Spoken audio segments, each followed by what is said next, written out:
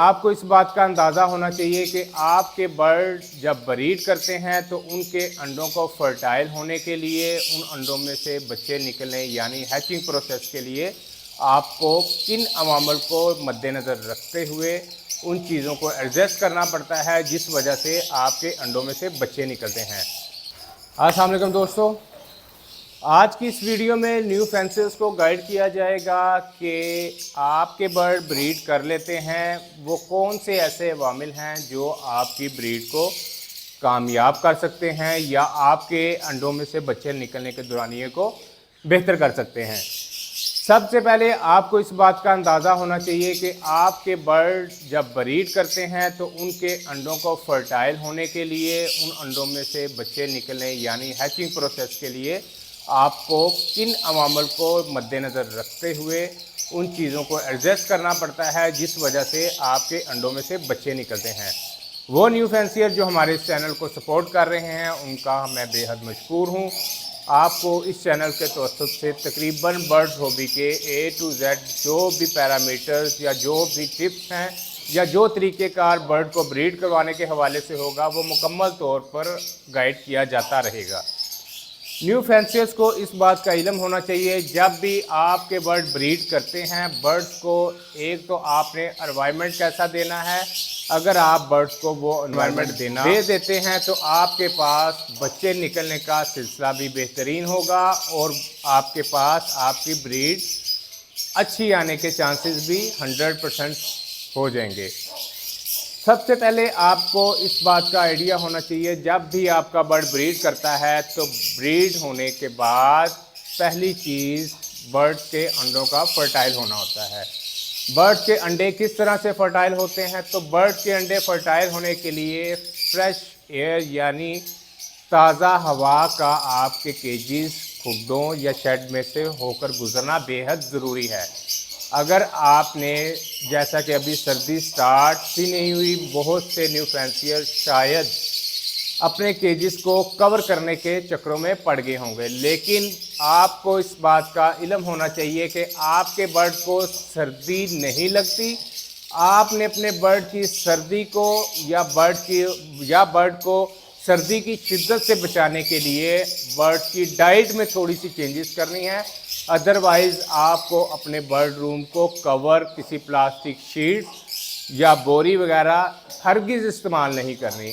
आपने सिर्फ अपने बर्ड्स की डाइट्स में थोड़ा सा फेरबदल करना है जिस वजह से आपके बर्ड सर्दी में महफूज रहेंगे और आपके बर्ड ब्रीड भी अच्छी करेंगे। सबसे पहले आपके शेड में क्रॉस वेंटिलेशन यानी हवा का गुजर होना इंतहाई ज़रूरी है, तब ही आपके अंडे फर्टाइल होंगे। दूसरी सूरत में अगर आपके शेड में, डरबे में, खुड्डे में क्रॉस वेंटिलेशन नहीं है तो आपके अंडे फर्टाइल नहीं होंगे, बल्कि वो 2 या 3 दिन के अंदर अंदर ही डेड हो जाएंगे या उसमें जो एम्ब्रियो बनना था वो वक्त से पहले ही मर जाएगा।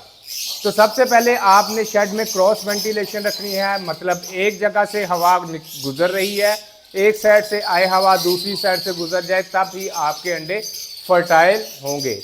ये एक बहुत ही इम्पोर्टेंट टॉपिक है जिसको न्यू फैंसियर नज़रअंदाज करते हैं और शिकवा करते हैं कि उनके अंडे फर्टाइल नहीं हुए, 20 दिन, 22 दिन, 24 दिन गुजर गए लेकिन अंडों में से बच्चे नहीं निकल रहे। आपके अंडों में बच्चे बने ही नहीं हैं तो अंडों में से बच्चे कैसे निकलेंगे। तो सबसे पहले आपने अपने शेड में क्रॉस वेंटिलेशन लाजमी रखनी है। दूसरा, आपको आइडिया होना चाहिए आपके बर्ड रूम या शेड में टेम्परेचर के साथ साथ ह्यूमिडिटी लेवल क्या चल रहा है। ह्यूमिडिटी लेवल हवा में नमी के तनासुब को कहते हैं। हवा में नमी का तनासुब अगर आपने अपने शेड में 40 से 60 के दौरान रखा हुआ है तो आपके अंडों का हैचिंग प्रोसेस बहुत ही अच्छे तरीके से अपने अंजाम को पहुंचेगा। अगर आपके शेड में ह्यूमिडिटी यानी नमी का तनासुब 40 से नीचे गुजर गया है या 40 से नीचे चल रहा है तो आपके अंडे तो फर्टाइल होंगे लेकिन बच्चे अंडों में ही मर जाएंगे।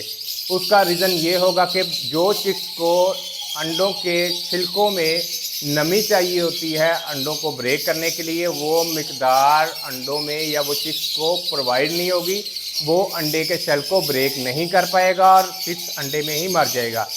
तो आपकी कोशिश होनी चाहिए, आपने अपने शेड में नमी के तनासुब को किस तरह से मेंटेन रखना है। आपने सिर्फ एक चीज़ का ध्यान रखना है कि आपके शेड में क्रॉस वेंटिलेशन, यानी आपके शेड में हवा का गुज़र लाजमी हो। किसी भी किस्म का आपने शेड को सर्दियों में कवर नहीं करना। तो चलिए आपको दिखाते हैं। सबसे पहले ये हमारे शेड का ओवरव्यू है। एक हमने ये साइड पे एक विंडो दी हुई है जो कि 6 बाई 4 की एक विंडो है, यहाँ से हमारी हवा एंटर होती है। दूसरी हमारे शेड में एक ये 6 बाई 4 की विंडो लगी हुई है, एक हमारी यहाँ से क्रॉस वेंटिलेशन, एक आमने सामने। ये देखें, इसके बिल्कुल ऑपोजिट हमने दूसरी विंडो रखी हुई है जिस वजह से हमारी क्रॉस वेंटिलेशन होती है। एक हमारे पास ये विंडो है जो कि 8 बाई 6 की है, ये विंडो से भी हमारी क्रॉस वेंटिलेशन होती है। एक हम लोगों ने ये जाली का दरवाज़ा दिया हुआ है और ये तकरीबन पूरी सर्दियां इसी तरह खुला रहेगा, माँ सिवाय रात के वक़्त के। रात के वक़्त में हम लोग अपने शेड के ये जो चिक्के लगी हुई हैं इनको छोड़ देंगे। उसके अलावा सुबह होते ही जब हम दाना पानी डाल लेंगे इनको उठा देंगे ताकि हमारे शेड में क्रॉस वेंटिलेशन बनी रहे और हमारे चिक्स का निकलने का सिलसिला डिस्टर्ब ना हो।